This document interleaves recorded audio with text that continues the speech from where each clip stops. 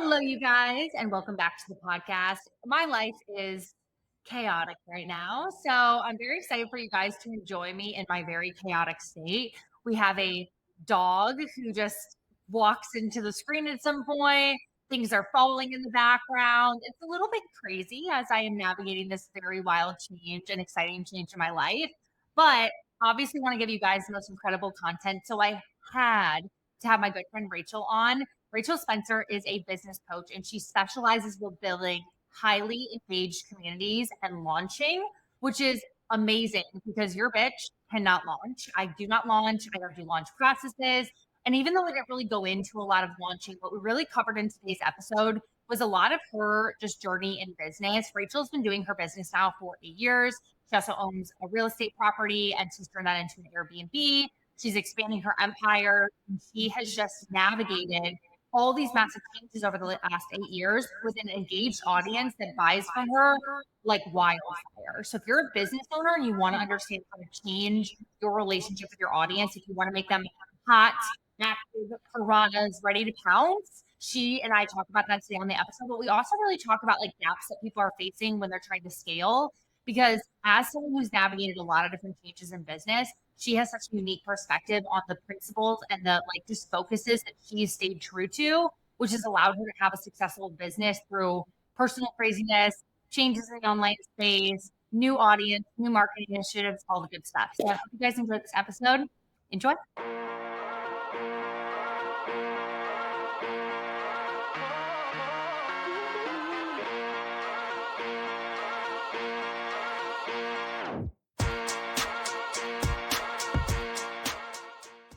Rachel, welcome to the podcast. Ooh, thank you so much. I love how I'm echoing. I look crazy. I'm in the middle of the move, but I'm so excited to chat with you today. And the first question I actually wanted to ask you was, what the fuck is happening in the online space? I love this question, and I'm glad that you're just diving into that because we're not going to dance around it, right? We want to talk about what the hell is going on. Yeah. Oh my God. I mean, more than anything, I'm sure you have an idea of where you wanted to go with that question, but what I will say is more than anything, we are seeing kind of like the drop off from the post pandemic surge in the online space. At least that's what I am seeing, because I made a joke in one of my recent master classes that like back in 2020, 2021, you could basically fart and sell out your offer. Like it was like all you had to do was say, this is my offer. Here's why I'm good at what I do. Sign up. And you would have a swarm of people coming to you. And now what I'm noticing with my clients is they're saying I'm kind of having to promote a little bit harder and things feel a little bit slower, a little bit quieter. And it's not that selling is actually harder. It's just that the industry is a little bit more saturated, which means it's more important than ever that you are showcasing why you stand out. And I think also just with it being a trust recession as well, making sure that your marketing is building trust with your audience. So that's what I'm noticing. No, 1000%. And I wanted to ask you that because you've been doing this a lot longer than me. And I've had guests on this podcast that are in the online space. And for anyone who has not been listening to the podcast, who doesn't really know me, doesn't know my audience, like when we talk about online space, it's this like wave of entrepreneurs who said, oh, I can just market on social media for free. I can go on Instagram and I can sell out programs and coaching and all these things that really don't have overhead or a lot of those traditional business hurdles. Like you can literally go on and build $1 million company from just talking in reels. Like it's really crazy. So this kind of online business wave space situation, that's kind of what we're referencing. But Rachel, you've been doing this for what, 6 years, 7 years? Oh my, I think I'm on like my 8th or 9th year now. I've completely lost count. Yeah. I've been doing this since probably 2017 consistently. Yeah. Wow. I don't think I realized it had been that long. And have you always been a launch person? Was launching kind of always your thing? Or like, how did you start off?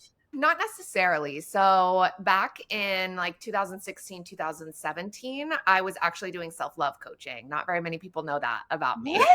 No, shut the fuck up. I didn't know this. Okay, I'll tell the story as quickly Tell as it. I possibly can. So Okay. this started because I suffered with an eating disorder and body image issues in college.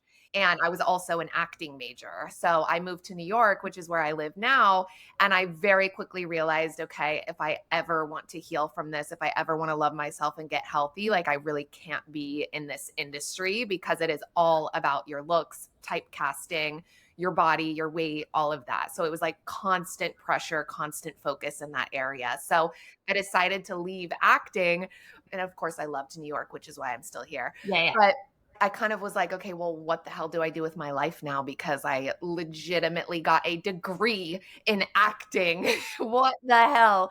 And so that's when I hired my first life coach. And I was like, tell me what my next steps are in my life because I don't know what to do. And through working with him is when I realized, oh, I feel like I could do this. I really enjoy helping other women. And maybe I'll start with, helping them through self love and body image issues because that's what I used to struggle with. But I very quickly realized that what I was best at wasn't necessarily the self love coaching. Not that I wasn't good at that, but that wasn't what I loved the most. My brilliance was in social media, creating content, selling, filling up programs, all of that.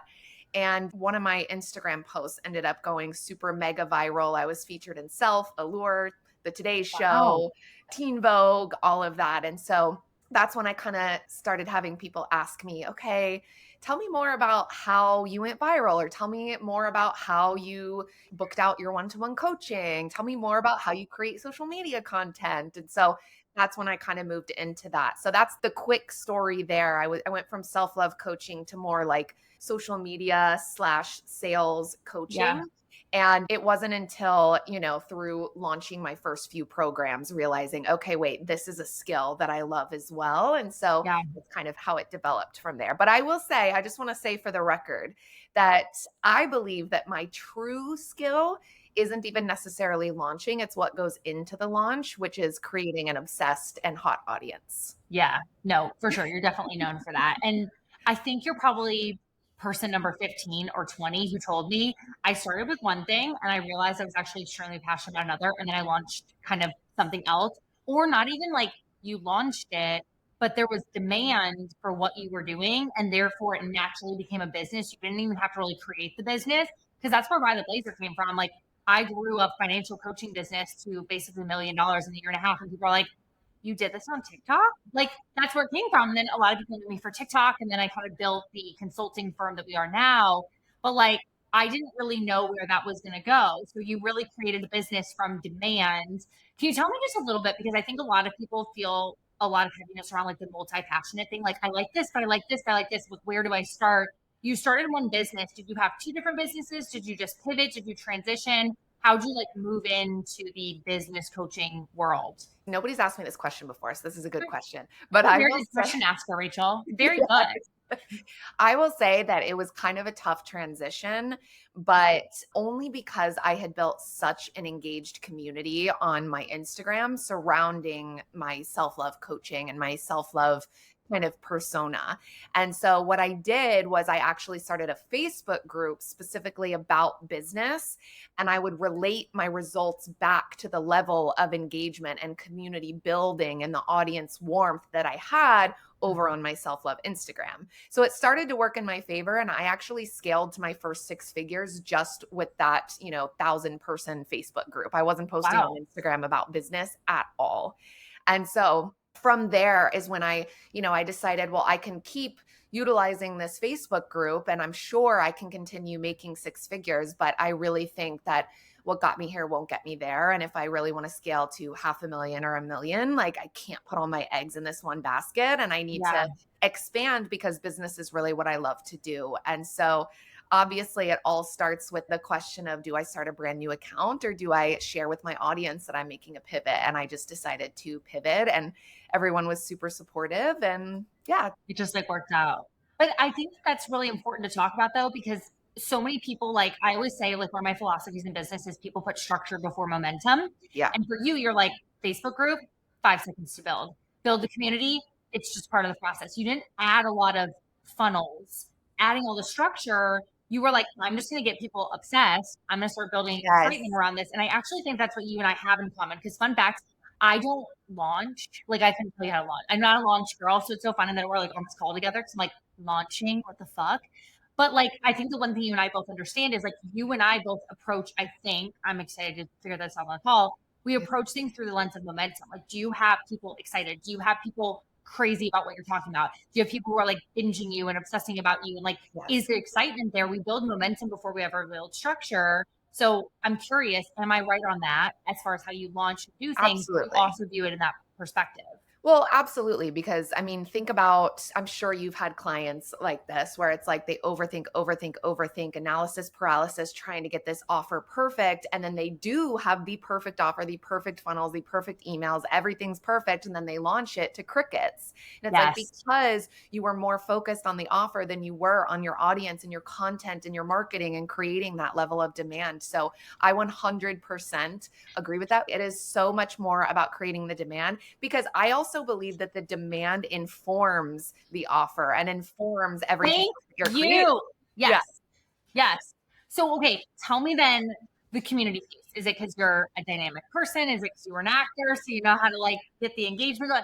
Where the fuck did that skill set come from? Because I don't think most people have that skill set. And if you want to scale with organic marketing, I'm sorry, no one says it because everyone's like, anyone can be a business owner. Dude, it's a skill set you have to develop. Where the hell did it come from? You like kind of disappeared for a while. You're doing like one project and your audience stayed hot and bothered and ready to go. How do you decide or how do you like approach your business from this lens of like, I know how to get people to feel excited and activated and connected to everything I'm doing, even if as I transition, even as I move? Like that is a skill set. That is a Well, gift. yeah, thank you for saying that. I mean, I think it really started with how I grew my business in the first place before I even really understood business. I mean, I'd been in sales casually since I was 16, different levels of sales jobs, but it wasn't like community building. And when I got into self love coaching, I was like, I don't really know what I'm doing as far as like developing a product suite and, like all these like businessy terms and business models and all of that. But all I knew was I have a story to share. And I built community with a common underlying mission and message. Everyone who followed me, could resonate with my story. And they were there because they had experienced something similar and they wanted to follow someone who was going through that healing journey so that they could be inspired by them, right? And so that's kind of how building that community started.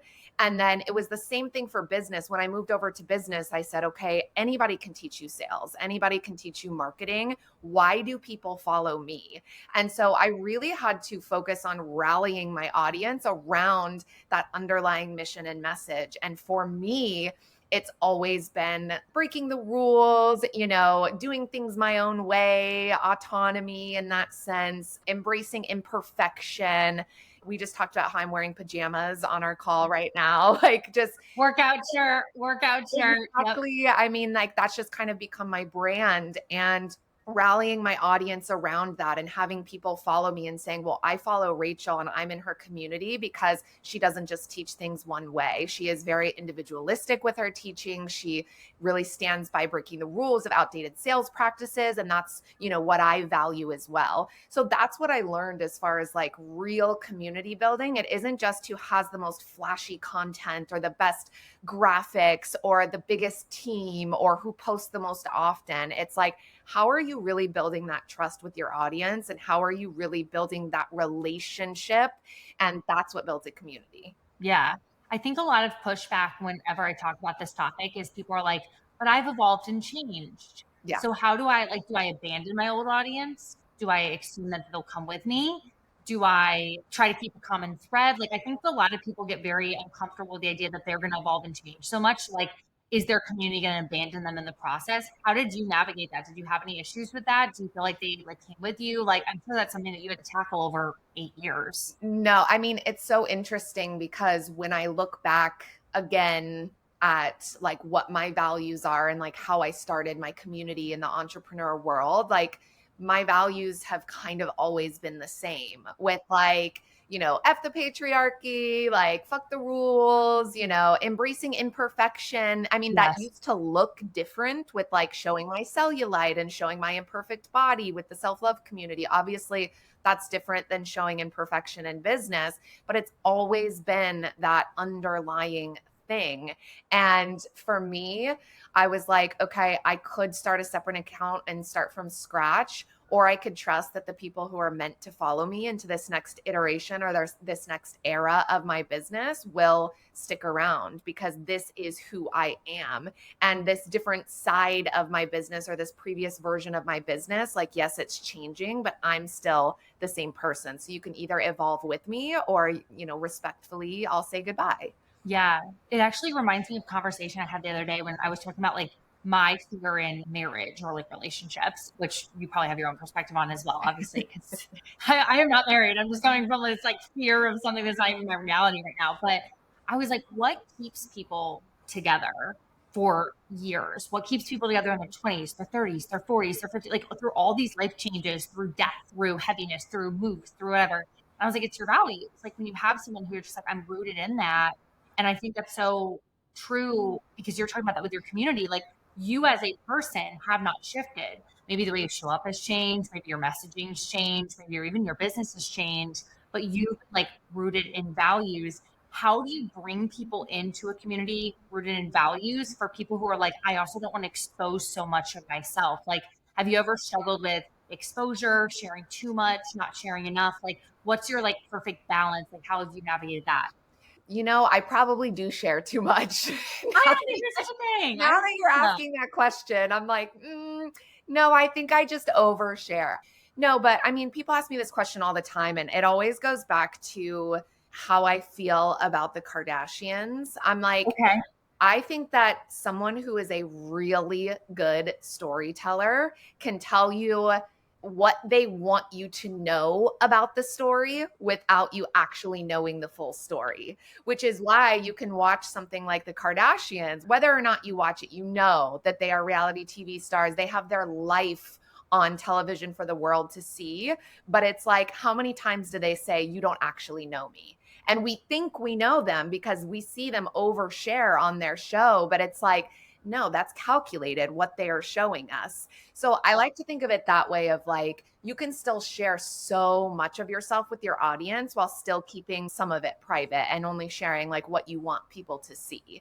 Because I never want someone to feel like, okay, in order to build that demand, in order to build that relationship with your audience, you have to lay it all out on the line. You have to share every private detail, the divorce you're going through, or the family struggles, or the eating disorder. Like, if that's not something you want to share, you don't have to. But either way, your audience needs to feel that deep, deep connection with you. So if you keep it surface level because you're afraid to go any deeper, that's whenever it becomes an issue. Yeah, that makes complete sense. I'm assuming if you've been in business as long as you have, also probably there's been like challenges as far as like keeping your business fresh. Like I think you and I both agree that a lot of business is like mundane tasks over and over again. How do you keep your business fresh? Oh my gosh, I'm just someone that I have to follow the excitement. And that doesn't mean that I'm building a business based upon hype. Obviously, there's a foundation and there's a structure. But for example, with a program that I'm launching, if I'm not really excited to relaunch it, I'll do a specific edition of the program or a summer edition or marketing edition to kind of like freshen it up, or I'll get new graphics, or I'll switch something about the framework because I really am someone that does have to keep it fresh in that sense, doing new photo shoots and all of that. I will say that in 2023 is when I was like, okay, I need to kind of like take a break and step back. And this is what you were talking about in the beginning with like keeping that demand with my audience. So I was like, okay, I want to take a break from my business, but I don't want to completely take my foot off the gas. But I want to explore other opportunities because at my base, I am an entrepreneur. So I don't want to like stop moving, but like business has become kind of stale with coaching.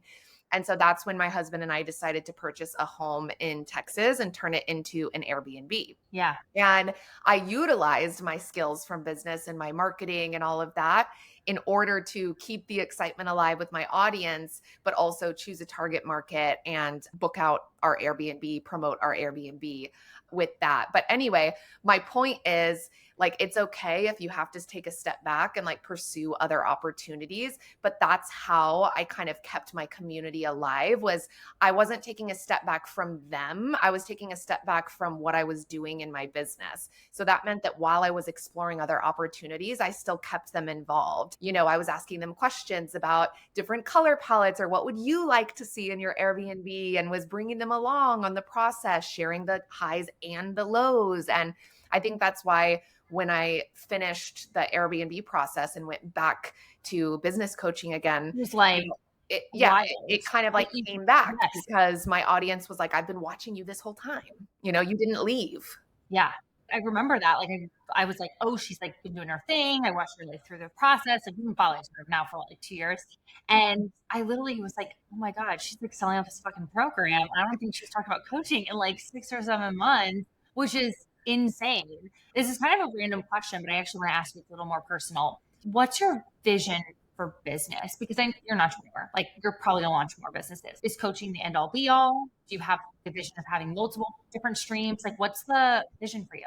I definitely feel like business is only one stream. That's kind of why we started the Airbnb. And then after this one is super successful, we're like, should we do another one or should we start a separate business? So I am married to a fellow entrepreneur. He is an artist and he has been doing it about as long as I have. We've both been full time about the same length of time, right? And we play off each other so well to where he's constantly thinking too. He's like, oh my God, we should start this style business or this style business. And he wants to like bring a Jewish deli to Oklahoma where my parents live. Like just Oh, random things that I'm like, wait, that takes a lot of planning. Let's not just like jump into that. good for him though. That's ambitious. Yeah, sometimes we're super ambitious with that, but like we just constantly have ideas. And I don't know if we'll ever really quote unquote slow down because we know that to scale to where we want to scale to, it's going to take multiple income streams. However, all of this did start from coaching. So I think that is my baseline. That is my, foundation.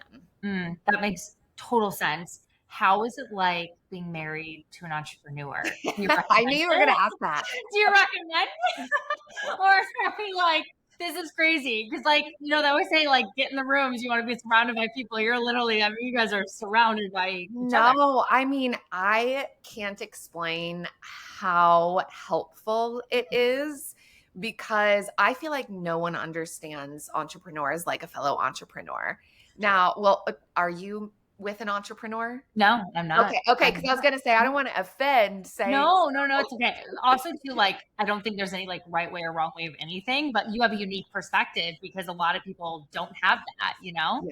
Well, the good thing is that he's in a different, style business with like being a painter. Like if he was a Yeah. coach, I feel like we would butt heads and have opinions and unsolicited advice and all of that. But because we're in two different industries, it's just the support is there, but like he doesn't necessarily understand the coaching industry. So he doesn't try to like give me too much advice. But it's like if I have to work late on a sales page and it's like 9 p.m., he doesn't care. He's like, I get it. It's business.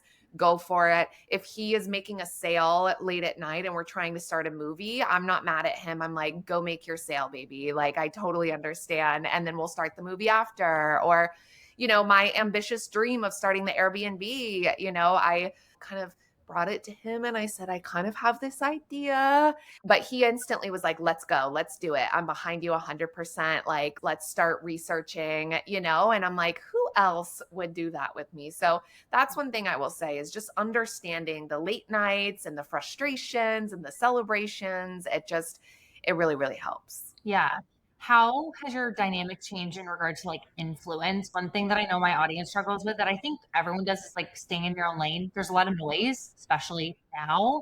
You guys are right next to each other. You probably value each other more than anything else. Do you guys Yeah. collaborate well? Are there certain things that you guys are like, we just keep off the table with communication? Like, how do you guys manage influencing each other and supporting each other without also impacting each other so much that it can cause tension or heaviness? Yeah. I mean, I think with social media, especially, we try to kind of like steer clear of giving each other unsolicited advice just because I feel like with art, and this could be totally untrue, but this is just my opinion. I feel like with art, it's very, very visual. It's very like, how can I stop your scroll? How can I stop your attention immediately? Which is true with any business, of course. I'm not Right. diminishing that. But he is very much all about, quickness with social media. And you got to catch them in 3 seconds. If your reel is 10 seconds long, like you've already failed. And so we've definitely gotten to a few arguments whenever I'm posting content that's more meant for conversion Yes. versus like growth and volume. And he's like, I wouldn't have stopped my scroll for that. Or, like I'm like, oh, like asking about, what he thinks of this post. And he's like, oh, like I didn't even read it. The caption was too long. And I'm like, what? So that's where I think it differs is like with art, it's very just getting as much eyes on your, paintings as possible. Whereas for what we do, yes, obviously you want to continue growing, but it's a lot about are you actually converting from your content, And usually that's going to look a little bit different and it might get less engagement, but that's okay. Right. Okay, first of all, I just have to tell a quick story because I Yes. every time someone talks about this, I'm like, I have to say this.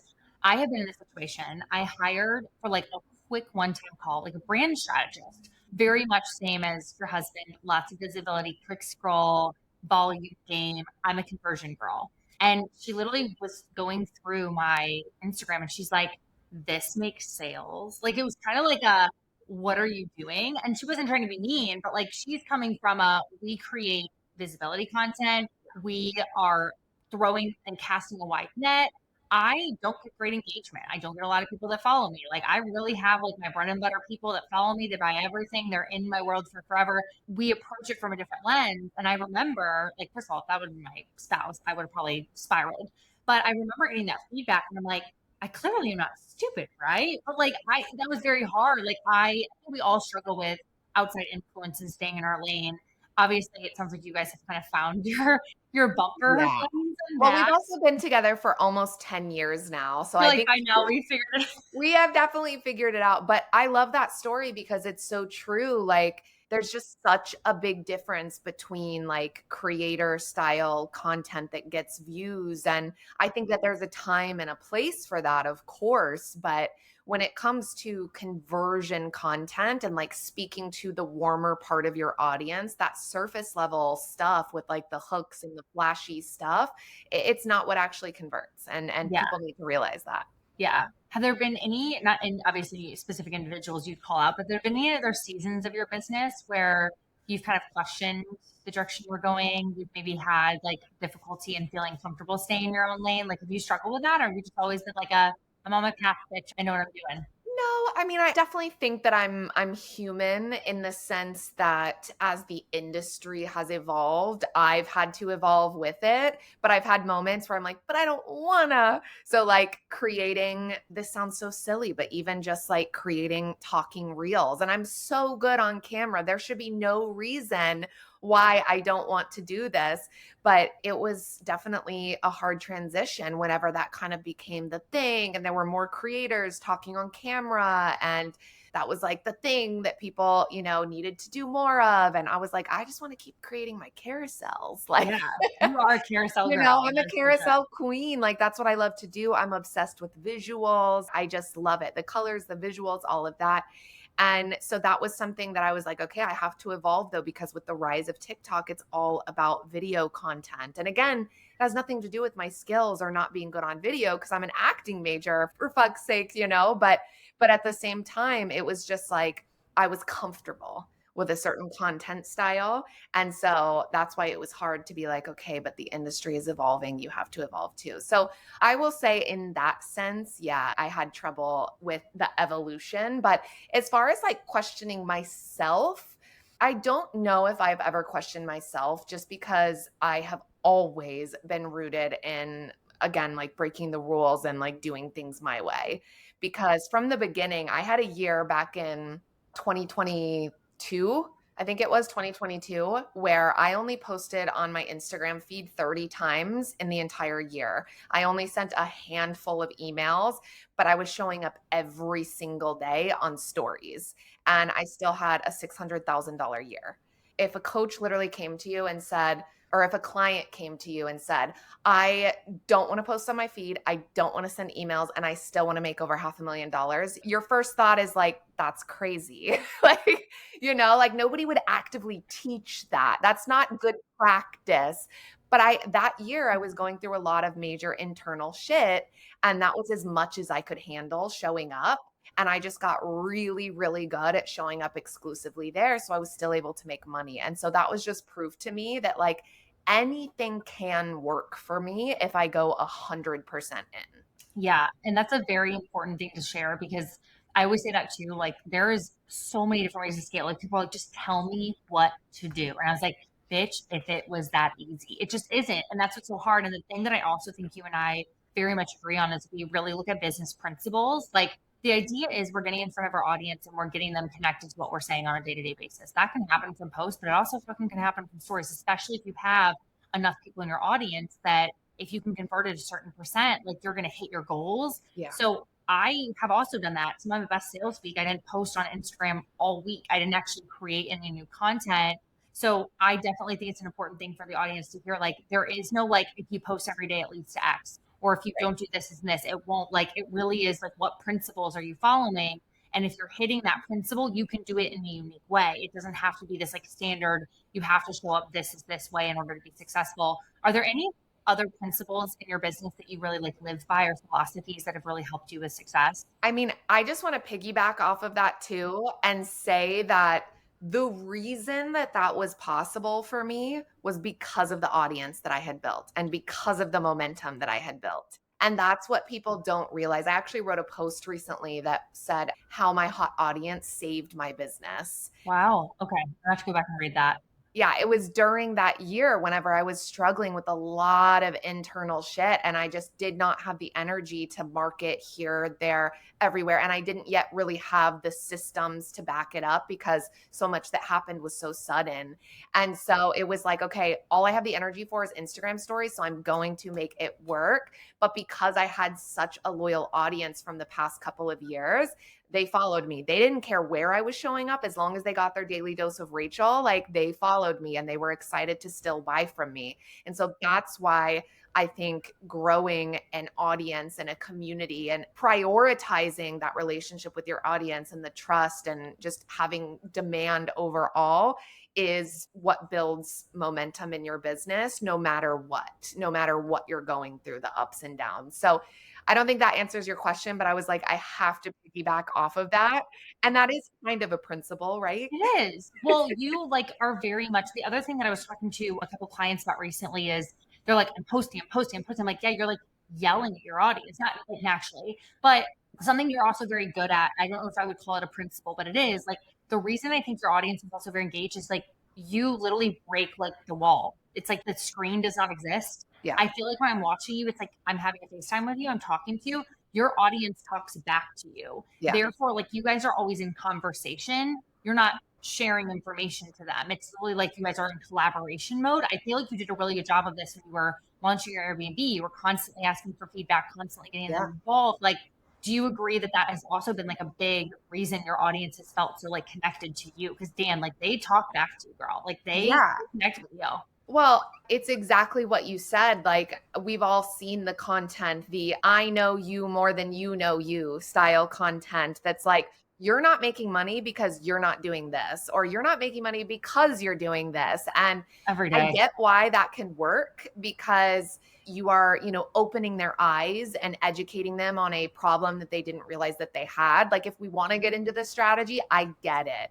But from a brand perspective, like, that's not the relationship that I want to have with my audience, where I'm constantly talking at them and saying, I know you, trust me, I know you better than you know you. Yeah. Instead, I'd rather build a relationship that's just kind of like, well, here's what I'm going through. Do you resonate with this? This is what my client's going through. Let me tell you how she got to where she is. Like, let's talk about your business. And so, yeah, I think just having that open conversation with your audience and actually speaking to them like they're intelligent human Yes. beings that don't need to be like talked down to, I think is what builds that like community feel.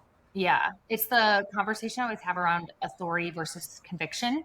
people always say like, how'd you build so much authority in the beginning? I was like, I kind of didn't. Like, I wasn't like, I'm so smart, you're so dumb, you're whatever. I'm like, look, I just spoke with like, I really get this. This is my bread and butter. I bet you have your own bread and butter, but this is mine. And if you want to tap into that, I can help you with that. And like, Yes. I have always said that was my thing, and I think you also do that very well. Like, I mean, I've seen all of your posts on launching and building communities. I'm like, she just gets it. It doesn't mean that I'm bad or I'm stupid or I'm doing it wrong. It just means like you have literally mastered this thing. And I think that's what business owners who are breaking through and getting on the other hump of this crazy situation of the online space being oversaturated and crazy and aggressive and negative and whatever, they just lead from a place of conviction, not authority, because the people that are leading with authority are coming more from a place of like, I'm here and you're here. Yeah. Conviction, though, you guys are both on the same playing field and you're speaking to people in a way where they feel safe and seen and heard while also seeing you as an authority figure. 100%. Well, and I read of one of your posts recently where you were talking about one-on-one coaching and how with you, like, we're not going to do this answer every 3 to 5 business days. Like, don't message me more than 2 times in a day. Like, bullshit. Like, I am in it with you. I am in your business, in the nitty gritty. Like, your business is my business at this point. Like, we are doing this together. And I 100% agree with that. And I think that when it comes to content, it's kind of similar in the sense that some people are looking for that authority figure that's just going to tell them what to do and is on a pedestal and like that's what they want and that's cool. But those aren't my people. My people want someone who is just a couple steps ahead, who has been in their shoes and who is open about the struggles, how she overcame them, the processes she's going through to get to her next level, how she's helping her clients with the good, bad, and the ugly, like how she's holding their hand. Like that's just what my people want. And I can see that's what your people want as well. So it really is personal preference. I don't want to say that one way is right, but that is why my audience is so engaged with me, is because I have built that, I don't know, that relationship, that camaraderie, I guess you could say. Yeah, 1000%. You definitely have built that. What's cool is you're in your lane, you're doing your thing, like you're very confident. And I'm sure there's some people who are listening, they're like, fuck yeah, I want to be like that. And there's other people who are like, fuck, I just don't know how to be that. We don't know how to do that. For anyone who's maybe in this series where they're just like questioning themselves, feeling a little bit off, like they feel like they're talking to a dead audience because we've all been there at some point in some way where we're like, wait a second, I'm just like approaching this wrong.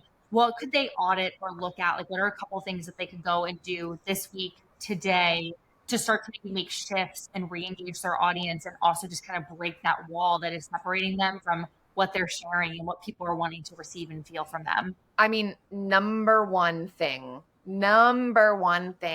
is tell a vulnerable story. Number one, because what I am seeing a lot of right now is just Instagram gurus giving you your hooks of the week and everybody changing those hooks to fit their business, but they're all the same. They're all They're surface the exact level. same. It's so Literally, like cool. you see them, they're all the same. They're all surface level. It's all just welcome to my world, follow me. There's nothing deep about it. Like I'm not, when I go to your profile, I don't know anything about you. I don't know anything about your process. Like I don't know why your clients get results, why you're a genius at what you do, when you started, how you started. Like I don't know anything about you because it's just like that surface level bullshit. And so that is like the first thing when clients come to me and they're like, I don't understand why my audience is so cold. And then I go to their profile and that's all I see. I'm like, oh my God, we have to share a vulnerable story that is about you, a previous business struggle, a time when you've been in your ideal client's shoes and how you got to where you are today. Like Yep. anything that, like you said, breaks that fourth wall and makes your audience say, okay, so she's not a robot, and like you said, she gets it. And this is someone that I connect with and actually want to follow more. Yeah. And on that, share a story. And if I were to add to this, although you're much better at this, like truly share a story where you're like, I learned a lesson or I failed. Because the other things that I have learned from people that I've been hiring is they have been sharing more about like a year ago I was here. Because at the end of the day, people are not hiring you because you're perfect, especially if you're in like the coaching and consulting world. they want to know that like you've been there. And if you come off like you've always had the answers, everything's always been easy for you, they will not feel like you can relate. And I will always say, and I've started 1,000 times, when I had my first 100K month and I started to have a lot more success and I started marketing that, my sales went down because I was so far ahead of my clients. They didn't feel like they could relate to me. And when I started to talk about the fact that like 6 months prior, I was selling coaching for $400 and then I was able to sell a 10K offer, people were like, whoa, that's possible for me. It felt like I was fucking up. And honestly, half my story for the last 3 weeks, I'm like, dude, 6 months ago, I was at the pussy ass bitch in business. Like I've said that phrase every day. And guess what? My sales have never been better. And it's not because I'm like manipulating my audience. I'm just reminding that like I'm not here and you're here.